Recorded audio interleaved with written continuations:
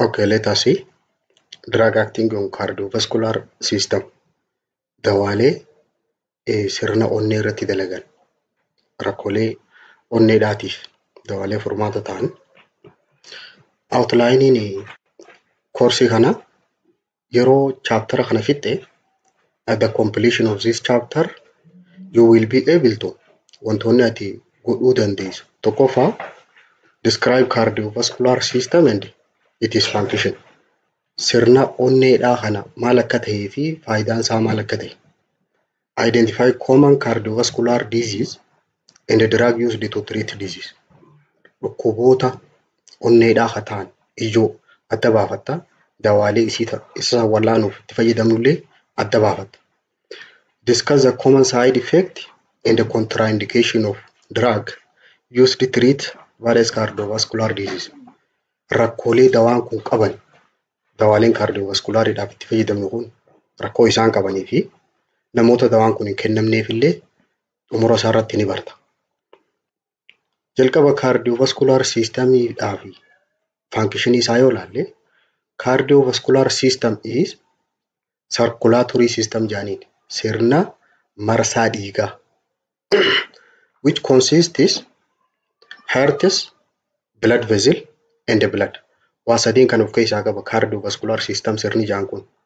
Cardio jechuun onneedha, heartiidha. Vasculariin ammoo vasiliidha, hiddoota dhiigaati. Hiddoota dhiigaa arteriidhaa fi veinii fi capillary. Kan biraas keessatti dhiigaatu haammatama. Bloodii mataasaa.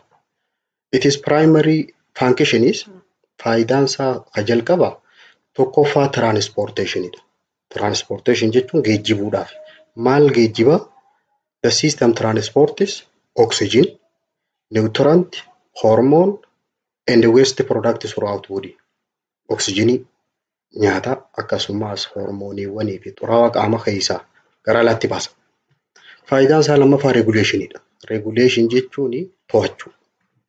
It help regulate body temperature. Oowwa qaamaa isa kanaatti to'ata. Akkasumas pH levelii hanga power of hydrogenii qaama keessa jiru. And also fluid balance dhangala'aadha to'achuu. Faayidaan sadaffaadhaa protectionidha. Protection jechuun eeguudha. Cardiovascular system is play role in immune responses. Immunity madiinummaa qaama namaa irratti. Fakkeenyaaf WBC yoo fudhanne immunitydha. And also clotting mechanism sirna kantarinsaa inni tokko yeroo namarraa yaa'e akka kantaruuf to prevent blood loss inni akka yaa'ee hin dhumneef. Kana keessatti qooda haa qabu plateletidha.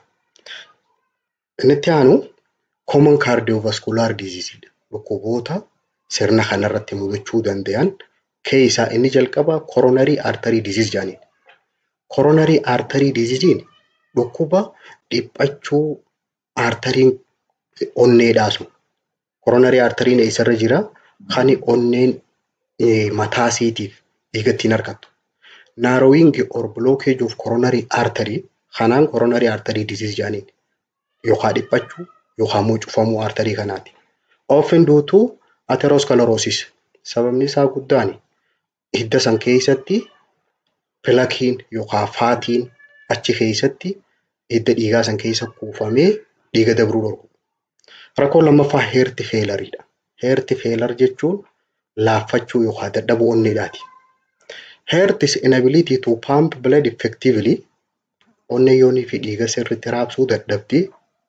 Leading to fluid build up. Dhangala'aan qaama keessatti akka walii qabamu taasisti. And also other complication biraa hedduu mudachuu danda'a. Rakkoo kanaan heart failure jaan. Rakkoo sadaffaa hypertensionidha. Hypertension jechuun dhiibbaa dhiigaa jechuudha. Chronic high blood pressure. Dhiibbaan dhiigaa garmalee ol ka'uudhaani hypertension jaan. That can lead to heart disease and stroke. Dhukkuba onneetiis fiduu danda'a inni kuni akkasumas stroke sammuu keessatti dhiigni faca'ullee fiduu danda'a. Rakkoon afuraffaadhaa arrhythmia. Arrhythmia jechuun dhawannaan onneedhaa tuni reetii qabdi. Reetiin tun yooniif tartiiba qabaachuu baatte irregular heartbeat wal fakkaachuu baatte that can affect blood flow sochii dhiigni qaama keessa taasisu kana dhiibbaarra fiduu dandeessi. Rakkoon shanaffaadhaa maayokaardiyaal infaarkishin jedhaniin. Maayokaardiyaal infaarkishin jechuun maashaan onneedhaa suni cufamuu reefu koronarii artarii jenne sanirraa ka'ee achii gadiin oksijiinii dhabee sababa sanirra madaawee yeroo inni madaa'e sanii myocardial infarction jedhama. Occur when blood flow to the heart is blocked. Yeroo dhiigni onnee keessa deemu kun cufame causing damage to heart muscle. Maashaan onneedhaa suni badi yookaan miidhame. Dawaalee halaallume drug used to treat cardiovascular disease. Dawaaleen dhukkuboota onneedhaa kana wal'aanuudhaaf itti fayyadamnu keessaa gareen jalqabaa anti-hypertensive jedhaniin. Anti-hypertensive jechuun dawaa farra hypertensionii used to lower blood pressure. Dhiibbaa dhiigaa ta'u ol kaate san gabbuusuudhaaf dawaalee itti fayyadamu. Fakkeenyi isaa AC inhibitorii fa'a. Captopril gareen isaanii as jala jirti. Bal'inaan laala. Kabiraa beetaa bilookarii warreen xumurarraa lool qabu. Inni biraa kaalshiyam chaanal bilookarii warreen jedhamanii jira. Shanyiin lammaffaadhaa antipilaatileetii. Antipilaatileet ajantiin dawaa dhiigni huni akkan kan tarre dhoorku jechuudha. Reduce blood clotting dhiigni kan tarre dhoorkan dhiiga kana qallisanii. Dawaaleen akkanaa fakkeenyi isaanii aspiriin fa'a. Aspiriinii fi kiloopiidijiriin jedhaniini warreen kun antipilaatileetii keessa jiran. Garee sadaffaadhaa istaatiin jedhama. Istaatiin jechuun warreen levelii kolesteroolii qaama keessa jiru gabbuusan jechuudha. Istaatiin jechuun bakka sanitti dhaabu yookaan reduce jechuudha. Warreen kuni maqaan istaatiin jiru kun xumura isaaniirra jira. Fakkeenyaaf atroovastaatiin, simvastaatiin warreen istaatiin jedhaman kun gareen isaanii istaatiin. Shanyiin afuraffaadhaa daayireetiksii. Daayireetiksii jechuun dawaalee nama fincaansisan. Help to reduce fluid build up in heart failure. Nama onneensaa fail taatee dhiiga raabsuu dadhabdee qaama keessatti bishaan walitti qabame ta'u warreen isaanii dhangala'aa san irraa baasuudhaaf itti gargaaramu. Gareeleen daayireetiksiidhaa hedduu jira. Fakkeenyi isaanii piroosimaaidii fa'a. Warreen akka haayidrookiloorootiyaazaaidii fa'a. Gareen shanaffaadhaa beetaa bilookara. Beetaa bilookarri warreen beetaa onneerra jiru sanii bilook godhan jechuudha. Decrease heart rate and workload. Dhawannaa onneedhaatii fi akkasumas hojii onneerra baay'atte san irraa gad xiqqeessan. Fakkeenyi isaanii beetaa bilookara warreen jedhaniin xumurarraa lool qabanii meetoopirolool fa'aa atinolool warreen akka kaarbidilool warreen lool qaban kanaan beetaa bilookara jedhama. Common side effect and contraindication akka waliigalaatti rakkooleen dawaan kun qabanii fi namoonni isaan kun hin kennamneef yoo ilaalle side effectiin isaanii keessaa tokko anti-hypertensiiviin dawaan hypertensioniif kennaman kan dhiibbaa dhiigaa gabbuusan suni dizinasii faa nama fida. Lafa faa nama barsiisuu, fatigue and hypotension. Dadhabbii faa nama fideeti dhiibbaa dhiigaa tana gara malee gabbuusuu fa'a. Antipilaatileet ajantiin ammoo dawaaleen dhiigni kan tarreef kenninu suni increase the risk of bleeding. Carraa dhiiguudhaa dabaluu danda'a. Akkasumas gastrointestinal upset fida. GI bleeding fa'a. Garaacha kana faa nama solloisuu danda'a. Fakkeenyaaf aspiriiniin fa'a. Sadaffaa warreen istaatiiniidhaa kuni dawaaleen kolesteroolii gabbuusan jenne sun muscle pain fa'a fida. Maashaa namaa qaama kana maashaan kun akka dhukkubu fa'a. Liver enzyme abnormality rakkoolee enzyme tiruudha fiduu danda'a. And also digestive issue rakkoo bullaa'insa soorataa irratti illee fiduu danda'a. Diuretics yoo ilaalle immoo side effectiin isaan fidan dhangala'aa qaama keessaa waan yaasaniif dehydration fidan. Dhangala'aan qaama keessaa gar malee gabbuu. Electrolyte imbalance fa'aa fidan. Electrolytiin qaama namaa keessa jiru akka waliin ginne fa'aa godhan. And also increase the urination. Fincaan fa'aa namatti heddummeessan. Warreen beetaa bilookariidhaa immoo side effectiin isaanii tokkoffaa fatigue qaban. Nama dadhabsiisanii depressionii fidan. Cinqii. And also bradycardia. Heart ratein suuta akka deemtu godha. Contraindication isaa yoo ilaalle eenyuuf hin kennamne. Fakkeenyaaf antihypertensiiviin dawaaleen dhiibbaa dhiigaa gabbuusan suni caution in patient with renal impairment warreen rakkoo halee qabaniif of eeggannaadhaan kennama. Akkasumas hypotensionii keessa warreen jiran warreen dhiibbaan dhiiga isaanii duraanuu gabbuuteef waan hypotensionii hedduu waan fidaniif yoo gubbaan kenniteef onnee dhaabuu danda'a. Antiplatelet agentiin eenyuuf hin kennamne. Dawaaleen dhiigni kan tarree godhan suni contraindicated in individual with active bleeding disorder rakkoo kan taruu dhiigaa duraanuu warreen qaban warreen yoo dhiigee dhiigni irraan dhaabban warreen saniif hin kennaman. Staatiniin ammoo eenyuuf hin kennamne it is not recommended for patient with active liver disease dhukkuba tiruudhaa warreen qaban yookaan warreen pregnancy qabaniifis hin kennaman. Diuretiksiin ammoo caution in patient with renal failure warreen kaleen isaanii dalagaa dhiifteef of eeggannaadhaan kennama. Electrolyte imbalance warreen qaban warreen duraanuu electrolytiin qaama isaanii keessa jiru garmalee gabbu'e. Beta blockeriin eenyuuf hin kennamu. It is contraindicated in patient with severe asthma warreen asmii qabaniif hin kennaman. Or certain heart block type warreen onnee isaanii keessa duraanuu cufaa wahii jirtuuf hin kennaman. Dawaalee kana mee tokko tokkoon ilaallu. Antihypertensive irra kaane. Dawaalee farra hypertensionii dawaa dhiibbaa dhiigaa gabbuusan kana baruun dura hypertension jechuun maali? What is hypertension? Hypertension is defined as systolic blood pressure above 140 yoo ta'e dhibbaa fi 40 fi achii ol yoo ta'e yookaan diastolikiin 90 ol yoo ta'e kajalaasu yeroo kana hypertension jaaniin. Classification hypertensioniidha kana yoo ilaalle hypertensiniin kun garee qaba qoodamiinsa qaba. Normally dhiibbaan dhiiga nama tokko ka gubbaa 120 ta'uu fi chigatti akkasumas kajalaa 80 fi achii gad ta'uu qaba. Pre-hypertension kan jaaniin 120 irraa hanga 139 jidduu yoo jiraate 140 guunnaan hypertension stage 1 jaaniin tokkoffaase 140 irraa hanga 159 160 fi achii ol kunnaan hypertension stage 2 jaaniin. There are two general types of hypertension. Hypertension kun gosa gurguddaa lamaa jira. Inni jalqaba essential hypertension jaaniin. Essential hypertension jechuun hypertensionii bu'uura ka jalqabaa jechuudha. Sababa isa kana fide kan beekamneen essential jaan. There is absence of identifiable secondary cause.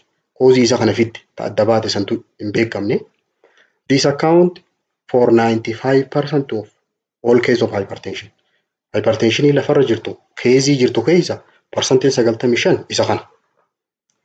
It is also referred to as maqaan isaa kabira primary hypertension isni jaaniini idiopathic hypertension jaaniin. Idiopathic jechuun sababa isa kana fide hin beekamne jechuudha. It is heterogeneous disorder sababa hedduudhaatiitu isa kana fiduu danda'a. With numerous risk factor including sedentary lifestyle haala jireenyaa badaa ta'e jechuun gabbina faa qaba nyaatu yeroo hunda faatii faa nyaata sochii qaamaan godhu sedentary lifestyle jechuun akkana. Inni biraa obesity warreen qaba gabbina garmaleedha. Insulin resistance warreen insuliinii qaama isaanii keessatti dalagaa dhiise. Rakkoo metabolikiidha metabolic disorder. Inni biraa salt or sodium sensitivity warreen soogiddi qaama isaanii keessatti ashaboon garmalee ol ka'u. Alcohol intake warreen heddummeessanii alkoolii fayyadaman akkasumas age fa'a lakkuma umriin guddachaa deemtu. Family history seenaa maatii fa'a maatiin isaanii hypertensionii qabaata. Wantoonni kana risk factorii jennee lakkaa'uu dandeenya. Secondary hypertension kan jaaniin garuu where hypertension can be attributed to identifiable cause. Sababa isa kana fide ka beekamu. Sababa itti dhufe qaba. Fakkeenyaaf aldosteronism.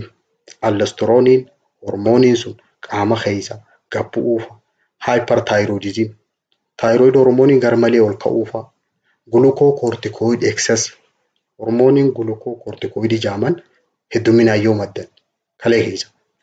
Renovascular disease rakkoo onneedha.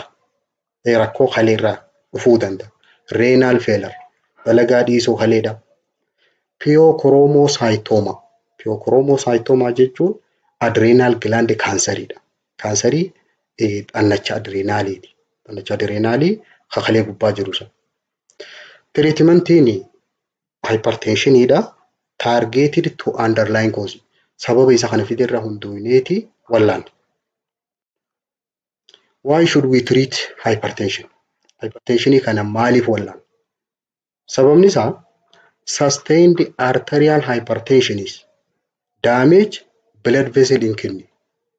Garmalee ol ka'uu dhiibbaa dhiigaa kuni arterial hypertension kun yooniif dhiibbaan dhiigaa arterii keessa deemu kun garmalee yoo ol ka'e hiddoota dhiigaa qaama keessa orgaanii keessa bakka kaleefaa keessatti jiran onneefaa keessatti akkasumas sammuufaa keessa jiran garmalee miidheeti lead to increase incidence of renal failure.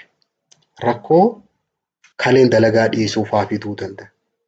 Cardiac failure faa, onneen dalagaa dhiisuufaa, stroke faa, inni sammuu keessa nama faca'uufaa fiduu waan danda'uuf kanaaf wallaan. Effective pharmacologic lowering of blood pressure is dawaadhaan dhiibbaa dhiigaa tana gabbuusuuni prevent damage to blood vessel. Iddoonni dhiigaa kun akka garmalee miidhamne dhoorga. And reduce morbidity and mortality rate. Qaamaa hir'achuudhaa fi du'aatii kana gad xiqqeessa. Treatment of hypertension. Hypertension kana wal'aanuudhaaf two therapeutic intervention jira. Mala lama jira, mala lama gurguddaa. Tokkoffaan non pharmacologic dawaa malee. Lammaffaa pharmacologic dawaa fayyadamne. Non pharmacological therapy jennuuni dawaa malee dhiibbaa dhiigaa kana gad xiqqeessuu karaa itti dandeenyu tokkoffaa low sodium chloride diet. Nyaata soogiddi irraa xiqqaate fayyadamuuf soogidda xiqqeessu. Weight reduction ulfaatina hir'isuu, exercise godhuu sochii qaamaa. Cessation of smoking sigaaraa aarsuu dhiisu. Decrease excessive consumption of alcohol alkoolii fayyadamuu dhiisuufaa fi avoid stress cinqii xiqqeessu. Wantoonni kuni dhiibbaa dhiigaa wantoota dabaluu danda'an keessaa tokko waan ta'eef isa kana xiqqeessinaan dhiibbaa dhiigaa san xiqqeessuun ni danda'ama. Pharmacological therapy ammoo dawaadhaan hypertension kan itti wallaannu currently available drugiin dawaa yeroo ammaan tanaa kana jiru dhiibbaa dhiigaa kana gabbuusuudhaaf karaa meeqaan gabbuusuu danda'a? Tokko by decreasing cardiac output hanga onneen tuni dhiiga darbitu daqiiqaa tokko keessatti isa san gad xiqqeessu yookaan immoo total peripheral resistance ittisa fageenyarra jiru dhiiga walitti ittisu san irraa xiqqeessuudhaan yookaan lachuu bakkatti godhuudhaan dhiibbaa dhiigaa kana gabbuusuu ni danda'a. Anti-hypertensive drugii kana classification qaba. Yeroo qoqqoodnu according to principal regulatory site waan inni kun tasgabbeessu yookaan immoo mechanism on which they act into bakka isaan kun irratti dalagan irra hunduunii adda qoqqoodna. Gareen takka beta adrenergic blocker jaaniin. Beta adrenergic blocker kan jaaniin warreen lol qabu san. Gareen takka kana. Warreen akka atenolol, propranolol, metoprolol, fi labetalol warreen akkanaa kana. Gareen biraa alpha blockerii jira. Alpha blockeriin fakkeenyi isaanii parazoosiin fa'a. Inni biraa centrally acting anti-hypertensive jaaniin. Warreen sammuu irra dalagu. Warreen amma beta adrenergicidhaa fi alpha blockeriin kun kanuma onnee irra jiru san irra dalaga. Fakkeenyi central actingidhaa methyl dopa fa'a. Dopamine fa'a. Gareen biraa diuretics.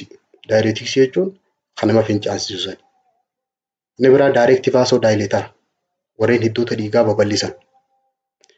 Angiotensin converting enzyme inhibitor warreen angiotensiiwwaniin gara tuutti kan jijjiiramne dhorkan.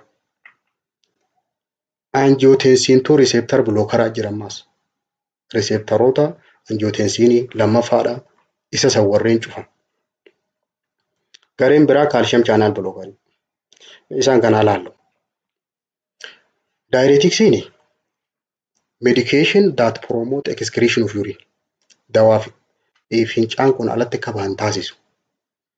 And the increase fincaan kana baasuu kanaa wajjini increase elimination of sodium. Sodiumin qaama keessaa akka bahu taasisa. And the other electrolyte from the body. Akkasumas electrolytoota biraa warreen akka magnesiumii faa, potassiumii faa warreen kana qaama keessaa baasan. They play critical role in managing condition like hypertension. Isaan kun fincaansisuma kanaani dhiibbaa dhiigaa tana to'achuu danda'an.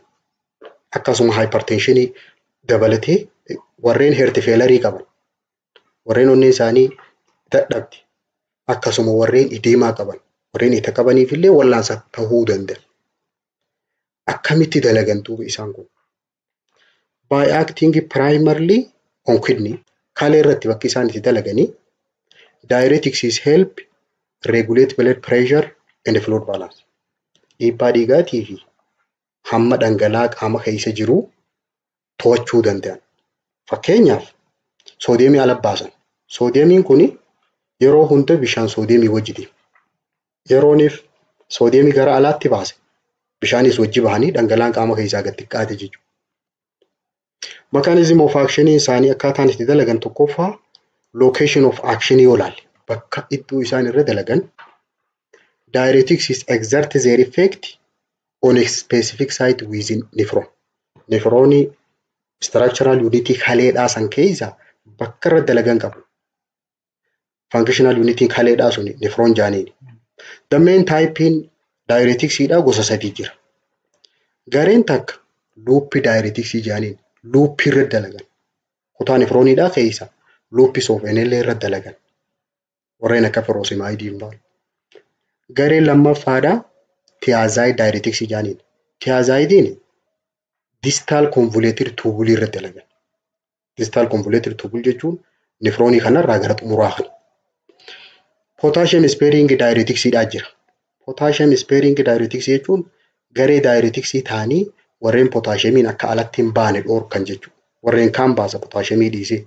Iddoon isaan irra dalagan acting on collecting duct bakka dhangala'aan kun hunditti walitti qabamu. Achirra dalageeti potassiumichi jala hambisee warra kaan baasa. Fakkeenyi isaanii spironolactone fa'aadha. Tokkoffaa increase urinary excretion. Isaan kun wanni isaan godhan hundinuu fincaan hanga gara alaatti bahu kana dabala. Water and electrolyte irratti bishaanii fi electrolytoota qaama namaa keessa jiran diuretics increase elimination of water. Bishaan gara alaatti hedduminaan akka bahu godha. Soodiyemiinis, potassiumiinis, chloridiinis, bicarbonatiinis hundi isaanii gara alaatti akka bahu godha. Diuretics kun. Bakka potassiumiitti warreen potassium sparing garuu potassiumiin baasan. Blood volume reduction. Hanga dhiiga qaama namtichaa keessa jiru ni hir'isa. Qabeessaa san.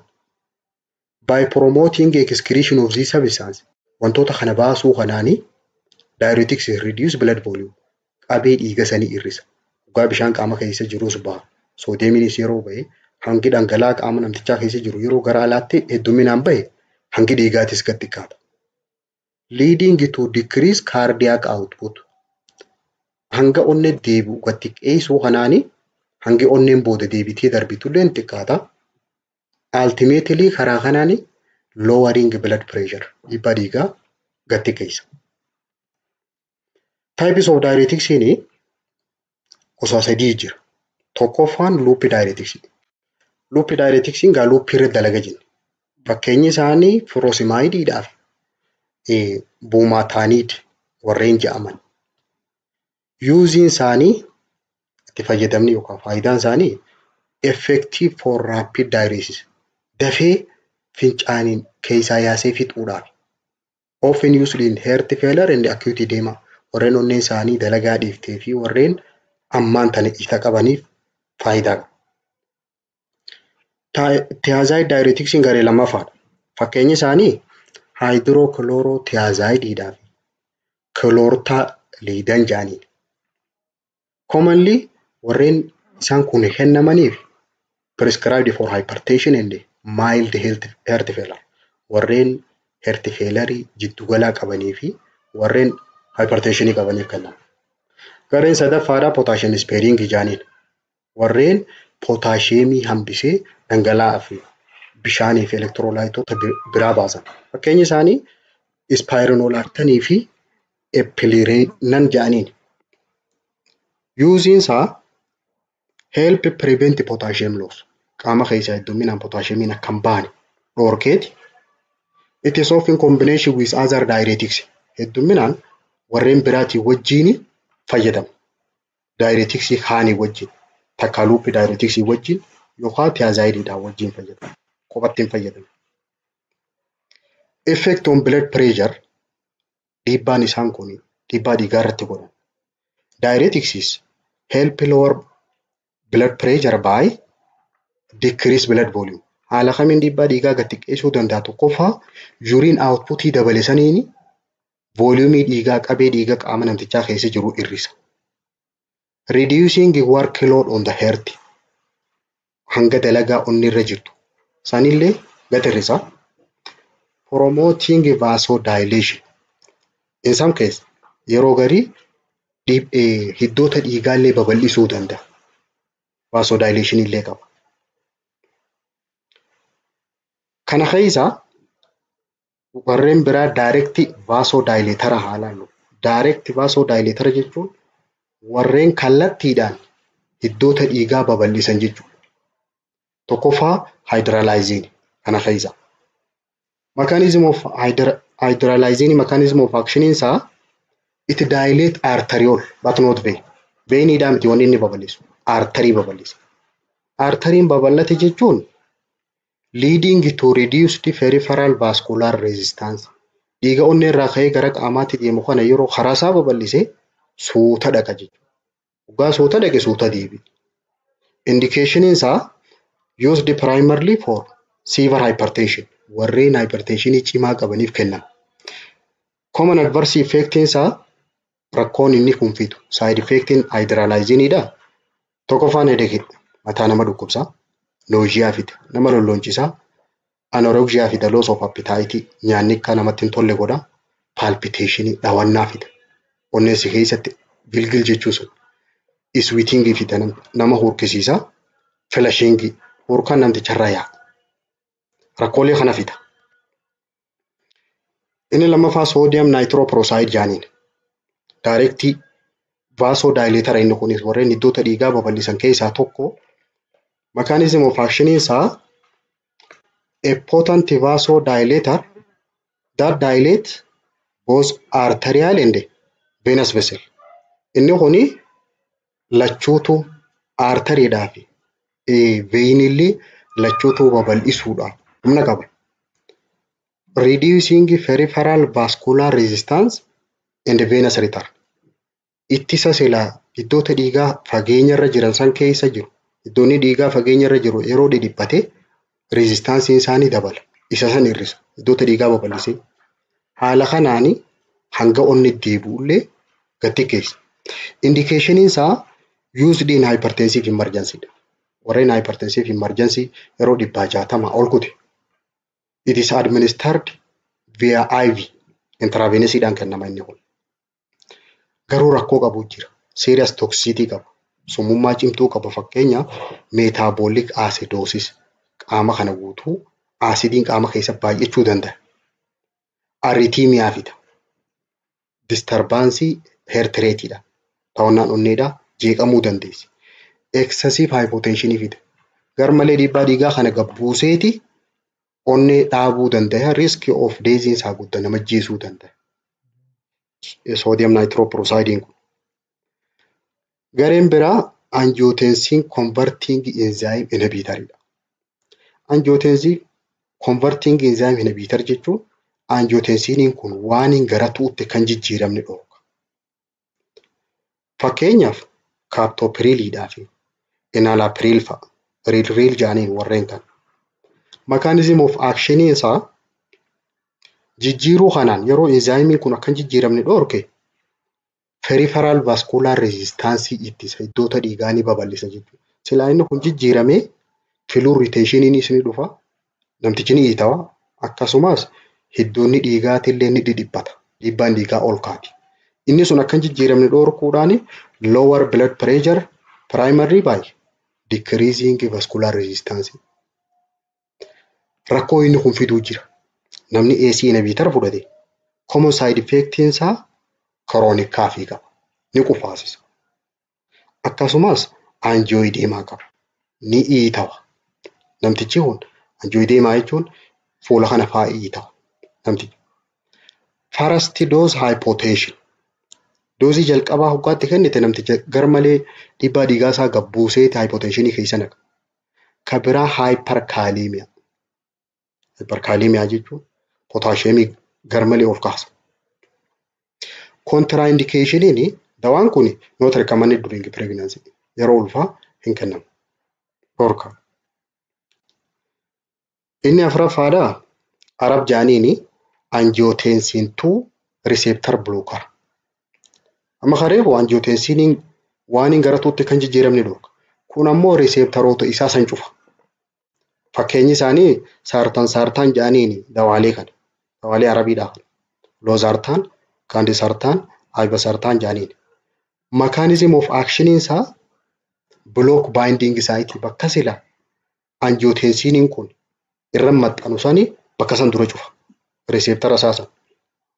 Binding of angiotensin 2 inhibiting its effect on blood vessel.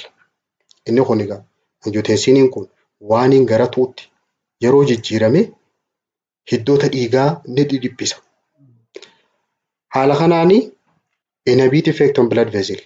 Dhiibbaa dhiigaa gabbuusuu danda'a. Reduce ventricular and arterial hypertrophy. Ventricular hypertrophy jechuun ventrikiliin garmalee osoo dhiiga kana darbituu garmalee guddachuudhaaf.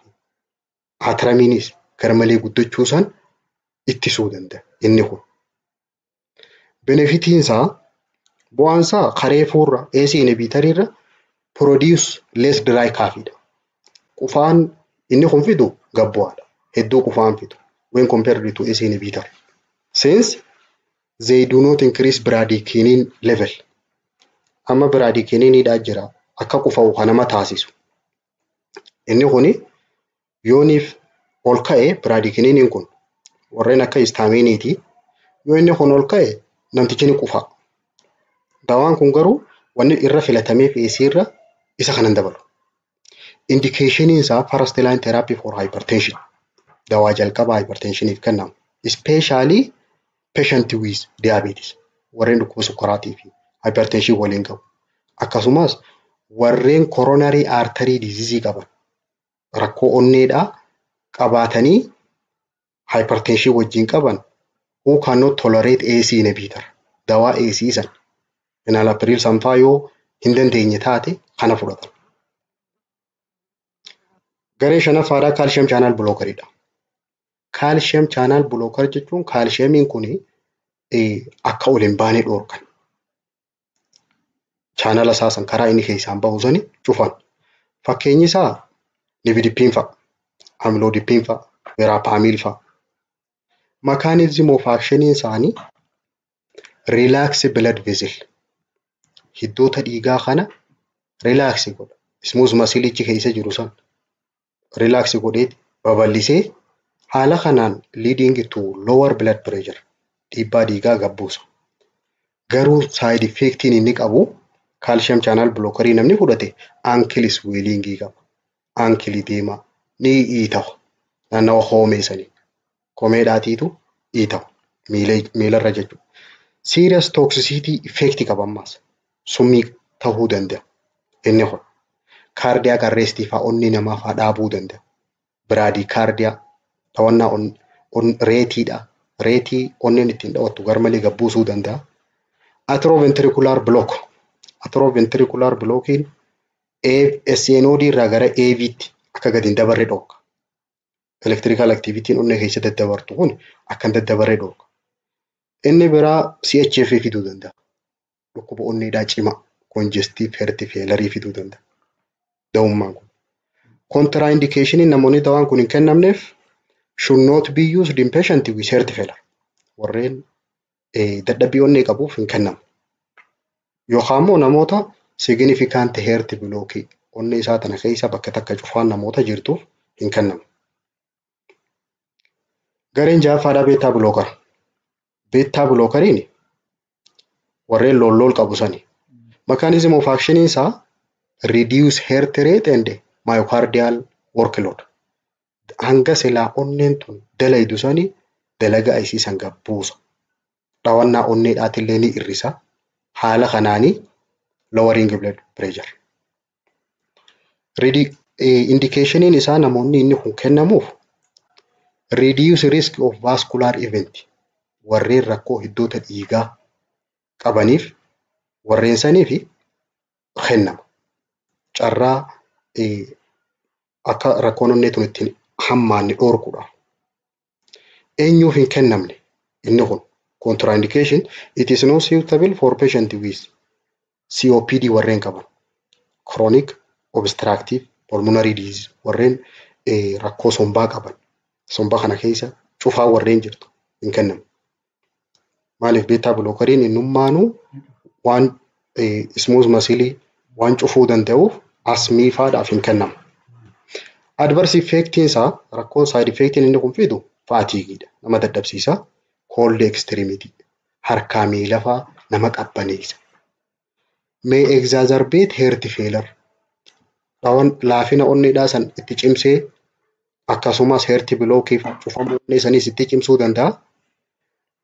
Yookaan immoo claudication in predisposed individual warreen onneen isaanii duraanuu jeeqamu jirtu daran itti cimsuu danda'a.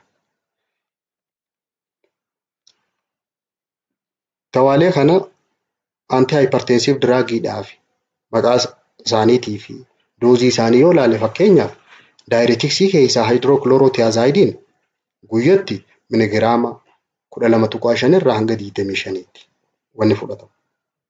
Beetaa blocker keessaa atenolool yoo ilaalle 25 up to 50 milligram QD jechuun every day guyyaa hunda miligiraama hanga kana fudhatan. Calcium channel blocker keessaa nifidipiniin miligiraama 10 hanga 40 ganama galgala fudhatama BID. Anti adrenergic agentiin ammoo keessaa warreen central acting jenneen san methyl dopamine faan miligiraama 250 irraa hanga 500 tti ganama galgala fudhatama. AC inhibitorii keessaa enalapril yoo ilaalle miligiraama 2.5 irraa hanga 40 tti every day. QD jechuun every day hanga fudhatamu. Drug for heart failure dawaalee onneen dadhabuudhaaf fudhatamu. Heart failure yeroo jennu sendiramiidha.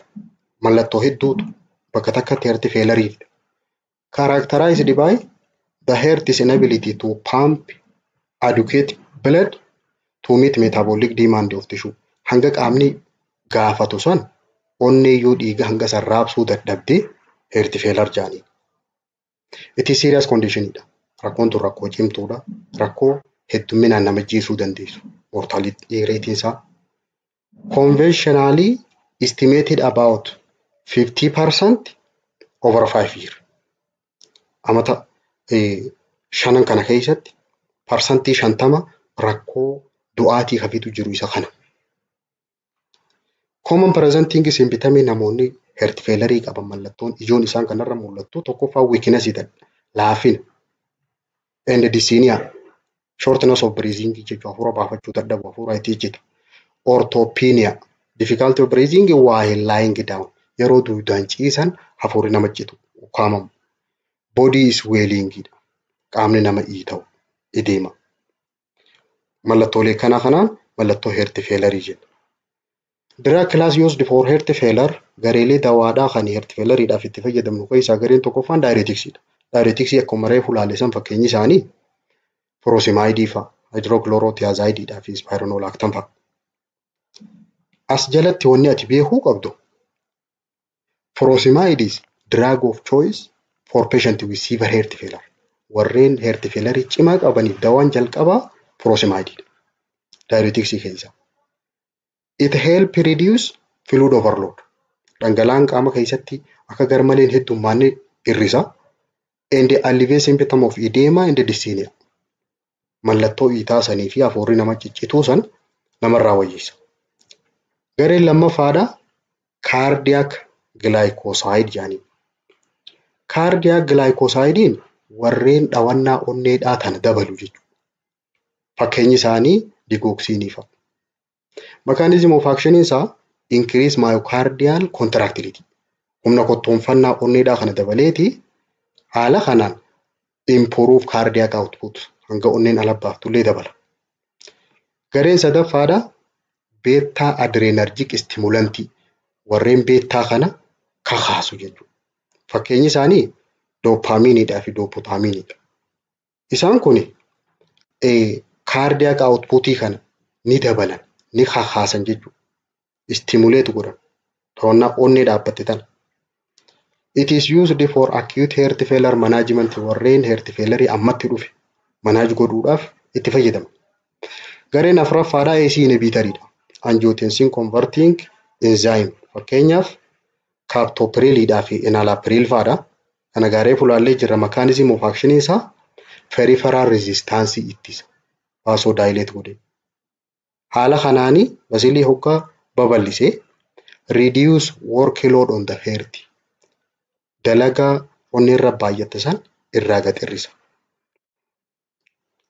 Gareen ja'affaadha digoksiinii yoo laalle mechanism of action isaa contractility humna dhawannaa humna kottoonfannaa onneedhaa san dabala akka mootoraatti jechuudha. Increase myocardial contractile forces humna onneen ittiin kottoonfattu dabala. Yeroo humna kana dabale enhancing cardiac output hanga isiin daqiiqaa tokkotti darbitullee ni dabala. Risk and consideration rakkoo inni kun qabuu fi xiyyeeffannaa barbaadu. It is dangerous drug. Dawaan kun dawaa hamaadha. Digoxin can cause severe dyslipidemia, especially at those close to therapeutic range. Bakka silaa hanga wal'aansaatiif doozii hanga wal'aansaaf barbaachitu san irratti rakkoo hamtuu fiduu danda'a. Of eeggannaa barbaada. Dyslipidemia fida. Reetii kana disturb godhu garmalee ol kaasuu danda'a. Common adverse effect rakkoon side effect inni kun fidu dawaan kun GIT irratti anorexia fida. Loss of appetite, nausea and vomiting fida. Nama lollonchisee nama akkisiisuu danda'a. Neurological irratti sammuu irratti confusion fida. Of nama wallaalchisuu danda'a. Onnee irratti dyslipidemia fida. Disturbance of rate jechuudha. Rateen onneen ittiin dhawattu jeeqamuu dandeessi. Anti-anginal drug dawaa anginaadha. Angina jechuun maali? Dhukkubbii jechuudha. Dhukkubbii qomaa. Angina pectoris is characterized by sudden severe persistent pressing chest pain. Dhukkubbii qomaa kanuma tasa nama eegaltuu fi cimtuu taate. That may radiate to the neck. Qomarraa kaateeti gara mormaatti ol deemti akkasumas to the jaw gara aamaatti to the back duubatti illee dabruu dandeessi achumaan harka bitaa kana waliin. And the arms waliin dhukkuba. Mallattoolee kanaan angina jaan. Sababni inni kun itti dhufu maali? Cause it occur when oxygen supply to the heart is insufficient to meet its oxygen demand. Yeroonii fi oxygen onnee tanaaf dabru jiru kuni hanga silaa onneen barbaaddu gahuu dadhabi. Achii gadi yeroo tahe oxygen naa kennaa jettee akkas dhukkubti. Mechanismiin akkaataan inni kuni itti dhufu angina develop when increase in coronary blood flows cannot match increased oxygen demand. Yeroo dhiigni onnee tan dabru masilii onneedhaa tana gubbaa coronary artery jira. Rakkoon isaa amma eessa jirti? Coronary artery kanaatu keessi isaa cufaa qaba takka narrowing qaba. Oxygeniin achi keessaan gad dabru hanga silaa tishuun onnee barbaaddu san hin gahu. Oxygen supply may be reduced by maaltu xiqqeessa oxygenii achi dhaqqabu san tokkoffaa duutu thrombus blood clot jira. Dhiigaatu karaa sanii kan ta'e. Yookaan immoo vasospasmii jira. Hidda dhiigaatu walitti constrict ta'e. Tasa walitti dhiphate. Sudden constriction of blood vessel. Oxygen demand yoo maaltu dabala? Fedhii oxygeniidhaa kana wantoonni dabaluu danda'an elevated heart rate dhawannaan onnee yoo dabalte. Yeroo sana hanga oxygenii isiin gaafattus ni guddata. Increase the contractility of heart muscle. Hangi maashaan onnee sun kottoonfatus yoo dabale. Hangi gaafii oxygenii isaaniitis ni dabala. Treatmentiin isaa angina can be managed with medication. Amma anginaan kun dawaadhaan wallaanama. Dawaan sun akkam godha? That either increase oxygen supply or decrease oxygen demand. Takka hanga oxygenii bakka san gahuu dabala yookaan immoo hanga onneen oxygen gaafattu san irraa xiqqeessa. Karaa kana lamaaniin wallaanama anginaan. There are three primarily family of anti-anginal agent. Dawaalee farra anginaa kajaaman shanyii sadii jira. San keessaa tokkoffaan organic nitrate. Orgaanota nitrateedha. Warreen nitrate keessaa qaban jechuudha. Fakkeenyi isaa nitroglycerin fi isosorbide dinitrate fa'a. Nitrate keessaa qaban. Usage is most frequently used anti-anginal drug. Dawaalee farra anginaadhaa keessaa hedduminaan kan fayyadamnu gareetan. Mechanism of action isaanii akkam godhan? Cause vasodilation. Iddoota dhiigaa babal'isaniiti. Thereby increasing oxygen supply to the heart. Bakka silaa dhiphatte san bal'isaniiti oxygenii onnee dhaqqabu san dabalan jechuudha. Side effect qaba inni kun. Side effect inni kun qabu keessaa tokko headacheedha. Mataa nama dhukkubsu. Kabiraa postural hypotension. Yeroo lafaa ol kaate tasa dhiibbaan dhiigaa gabbu'u jechuudha. Postural hypotension jechuun namtichi sun ciisee blood pressure isaa laalamtee yoo ol ka'e dhugaa ol ka'e yoo laalame BP 20 faadhaan gabbu'u jechuudha. Inni biraa facial flashingidha. Nama horkisiisa. Fuula kana. Reflex tachycardia. Dhawannaa onnee heart rate garmalee ol kaasa. Reflex tachycardia jechuudha. Garee lammaffaa beta blocker. Beta blockerri warreen lol qabu san. Fakkeenyaaf propranolol fi atenolol. Mechanism of action isaanii decrease oxygen demand. Hanga silaa oxygenii onneen gaafattu saniif kan xiqqeessan. Akkam godhanii? By lowering heart rate. Dhaawannaa onnee san gad xiqqeessuudhaan akkasumas reducing force of contraction. Humna kottoonfannaadhaa sanii hir'isuudhaan. Garee sadaffaadhaa calcium channel blocker jedhama. Calcium channel blockeriin warreen chaanala kaalsheemiidhaa kana cufu jechuudha. Fakkeenyaaf verapamil fa'a, nifedipine fa'a. Mechanism of action isaa cause relaxation of coronary artery. Artery onneedhaaf dhiiga geessu san isa san relax godha. Relax godhe jechuun dhiigni hedduminaan keessa deema. Oxygeniin hedduminaan achi dhaqqaba jechuudha. Increasing oxygen supply. Verapamil keessaa yoo fudhanne as keessaa also produce modest reduction in oxygen demand. Inni kuni supply qofa osoo hin taane gaafii isiillee hir'isuu danda'a.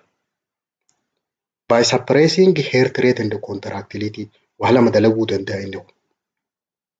Akka silaa beta blocker sanillee dalaguu danda'a. Drug for cardiac arrhythmia.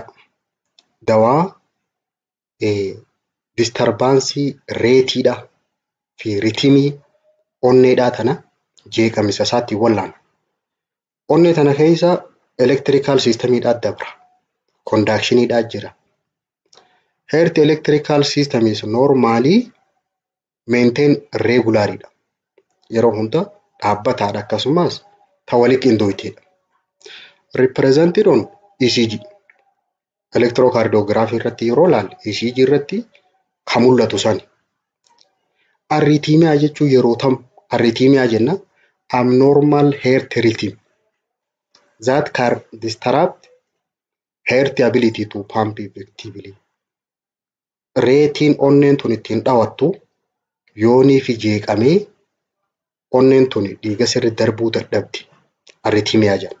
Arritimiyaan kun gosa hedduu jira. Common types of arritimiyaa tokkoffaan taakiikaardiyaa. Rapid heart beat jechuudha. Waan onnee saffisuusan. Kan lammaffaa biraadikaardiyaa. Biraadikaardiyaa jechuun gabbuu slow heart rateidha. Inni biraa filaatari. Filaatar jechuun rapid organizedidha. Akka waan rifatteetti jechuudha. Akka waan rifatteetti saffisa san keessa akka waan rifatteetti daleeti. Rapid organized contraction jaanii. Kan biraa fibrillationidha. Fibrillation jechuun filaatarii irraa adda wanni inni godhu organizedidha miti. Ciccittu. Yeroo takka saffisaan dhaawatteeti jidduu dhaabbattee amma saffisaan dhaawatti. Fibrillation. Taakiikaardiyaadhaa fi filaatarii wanni adda godhu taakiikaardiyaan dhaawannuma onnee tanaatiitu ol ka'e saffise. Normaal reetiidhaa dhibbaa ol kutte. Garuu filaatariin saffisa qabdi akkasumas akkuma saffifte sanitti yeroo hunda akkasuma saffisaan deemti. Anti arritimiyaal diraagiin dawaaleen yeroo arritimiyaan jiru kana fayyadaman anti arritimic drug are used to prevent or correct cardiac arrhythmia. Dawaaleen anti arritimic jaaniin dawaalee ritimii san tasgabbeessan. Traditionally gareelee asii gadii tana qoodaman. Kilaasiin tokkoffaadha soodiyam chaanal bilookaridha. Warreen chaanala soodiyamiidhaa cufan. Fakkeenyaaf kiwunidiin fa'a, lidookiin fa'a, feenitooyin fa'a. Garee lammaffaadha beetaa adrenergic bilookara. Beetaa bilookara jechuudha. Warreen lollool qaban san. Propranoloolii fi atenolool fa'a. Gareen sadaffaadha potaashiyam chaanal bilookara. Amiyoodiriin biritaayilem fa'a. Gareen afuraffaadha kaalshiyam chaanal bilookaridha. Veeraappaamiil fa'a. Warreen biraa warreen akka dijitaaliisiidhaa jira. Warreen onnee tana kaasan digoksiinii fa'a. Inni biraa atiroopiin fa'a. Atiroopiin bal'inaan central nervous system jala jira. Shanyiin biraa anti hyperlipidemicidha. Dawaalee yeroonii fi kolesterooliin dhiiga keessatti ol ka'e fayyadaman jechuudha. Anti hyperlipidemic are used to lower high cholesterol level. Kolesteroolii qaama keessatti ol ka'e san gabbuusuudhaaf kan itti fayyadamu. Which can lead to kolesterooliin kun yoo ol ka'e rakkoon inni fidu blood vessel blockage fide dhiigaa kana cufuu fida. Akkasumas increase risk of coronary artery disease. Carraa dhukkuba coronary artery dhaatiin qabamuu fida. Kolesterooliin lipididha. Essential lipididha. Lipidii qaama namaa keessatti jiru. Saniin cholesterol jedhama. Cholesterol is essential lipid and also it is measured. Isa faramaas inni kun. Total cholesteroliin kuni low density lipoprotein jira. Yoo adda qoonne low density lipoprotein jechuun lipidii sasalphaa jechuudha. Excess amountiin kuni inni kun yoo heddummaate iddoota dhiigaa keessatti walitti qabamu. Excess amount can lead to blocked blood vessel and cardiovascular issue. Rakkoo onneedhaa kan hedduminaan fidu isa kana iddoota dhiigaa ni cuccufa inni kuni. High density kun ammoo good cholesterol jedhama. Cholesterolii gaarii jedhama. Inni kun heddummaachuu low density san xiqqeessa. High density lipidii kana dhiiga keessaa guuree tiruu dachaasa. Garuu low density tiruu keessaa hidda dhiigaa keessa guura walii faallaadha jechuudha. Dawaaleen isa kanaaf fayyadamnu keessaa gareen tokko istaatiin jedhani. Istaatiin jechuun dhaabaa jechuudha. Kan hin baabsaisu bakkatti kadhaabu. Istaatiin are class of drug primarily used to lower low density lipoprotein. Cholesterol isa kana hagatti keessu. Mechanism of action isaa potent competitive inhibitor of enzyme. Enzymiidhaa jira. Kan isa kan akka oomishu taasisu. Enzymii hydroxy methyl glutarayl coenzyme A reductase kan jedhamu jira. Enzymii kana wajjin wal dorgomeeti hanga enzymiin kun kolesteroolii oomishu san dhoorka jechuudha. Haala kanaan akkan oomishan godhu. Istaatoonni. Effectiveness isaa bu'aansaa statin are most effective drug for lowering low density lipoprotein cholesterol. Isa kana gabbuusuu keessatti gahee guddaa qaba. They also cause small increase high density lipoprotein kana dabalammaas. Inni kun dabalame jechuun low density gabbu'a jechuudha. Fakkeenyi isaanii statin qaban dawaan kun. Lovostatin, simvastatin, atorvastatin, pravastatin warreen shanyii statinii jedhaman. Adverse effect dawaaleen kun qaban keessaa tokko muscle pain, maashaa nama dhukkubsa. Raashii qaba qaama irratti waa si faffacaasa waan akka madaa. Headache qaba mataa si dhukkubsa. Hepatotoxicity qaba. Tiruu keessatti summaa'uu danda'a. Contraindication namoonni inni kun dawaan kun hin kennamneef nama lama. It is contraindicated in pregnant and lactating women. Namoota lamaan kanaaf hin kennamu. Kanaafuu cardiovasculariin hangammaan tanaa kana laalle kana waan hordoftaniif galatooma.